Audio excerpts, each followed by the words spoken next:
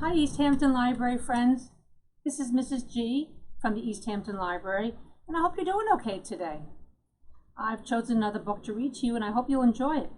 The book is called A Bedtime for Bear, written by Bonnie Becker. And I thank people over at Candlewick Press for allowing me to read the story to you. Everything had to be just so for Bear's bedtime. His glass of water had to sit on the exact right spot on his bedstand. His favorite pillow must be nicely fluffed. His nightcap needed to be snug. Most of all, it had to be quiet. Very, very quiet. One evening, Bear heard a tap-tap-tapping on his front door. When he opened the door, there stood Mouse, small and gray and bright-eyed. He clasped a tiny suitcase in his paw. "I'm here to spend the night," exclaimed Mouse with a happy giggle of his whiskers. "Surely we agreed on next Tuesday," protested Bear. "No," said Mouse. "You most definitely said tonight." "Oh," said Bear. Bear had never had an overnight guest before. Guests could quite possibly mess things up and make noise, and Bear needed a quiet, absolute quiet at bedtime. Even so, Bear and Mouse enjoyed an evening of checkers and warm cocoa, and soon it was time for bed. "Remember, I must have absolute quiet," reminded Bear. "Oh, indeed," said Mouse. Bear set out his glass of water, adjusted his nightcap, fluffed his favorite pillow, and climbed into bed. It was very, very quiet. He closed his eyes. Bristle, bristle, bristle. Bear heard a noise. It was Mouse brushing his teeth. Bear cleared his throat in a reminding sort of way. "Most sorry," said Mouse. Bear closed his eyes again. "Hum, hum, pa-pum." Mouse hummed while he put on his nightshirt. "Pa-pum." "Absolute quiet," muttered Bear most patiently. "Deepest apologies," said Bear. Creak, squeak, rattle, went Mouse's bed as he hopped in. Bear jammed his pillow over his ears, gritted his teeth, and closed his eyes. He was just about to drift off when... "Good night, Bear," Mouse called softly. Bear tried to pretend he was asleep. "Good night," Mouse called a little louder. "My ears are highly sensitive," cried Bear. "Really? How interesting," Mouse said. "Can you hear this?" Mouse mumbled into his pillow. "Yes." "Amazing, how about this?" Mouse said from under his pillow. "Quiet!" Mouse slipped under his blankets, crawled to the bottom of his bed, and whispered, "Can you?" "Silence!" Bear roared.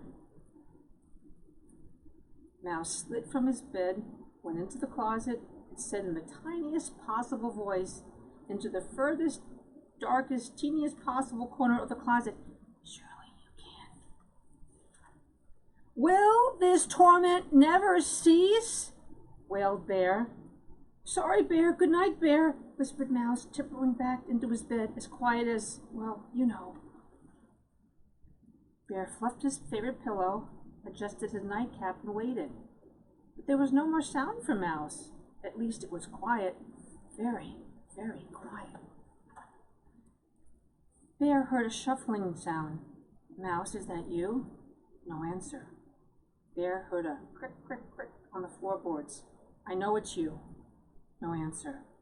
"You can't fool me," Bear growled, but he didn't sound very certain.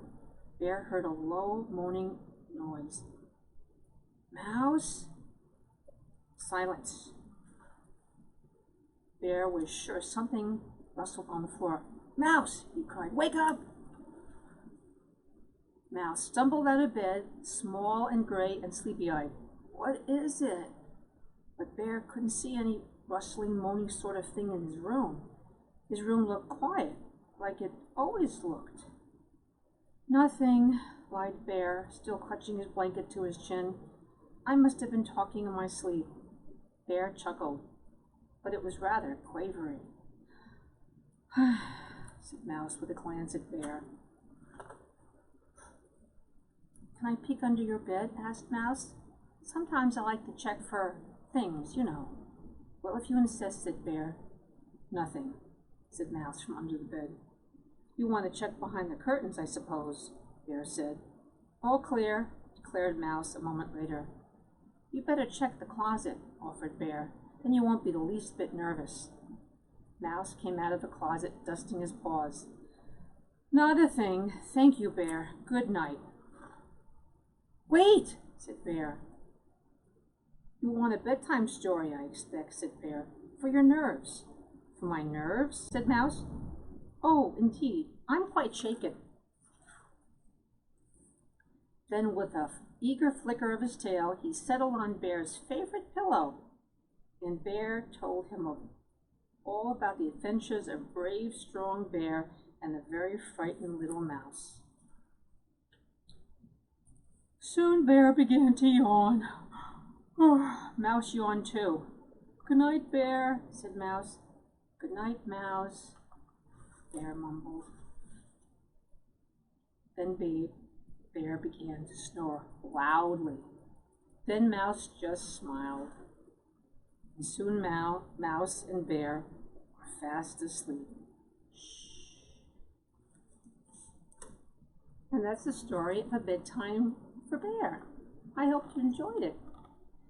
So this is Mrs. G from the East Hampton Library, and I'll see you again real soon. Okay? Bye-bye, everybody.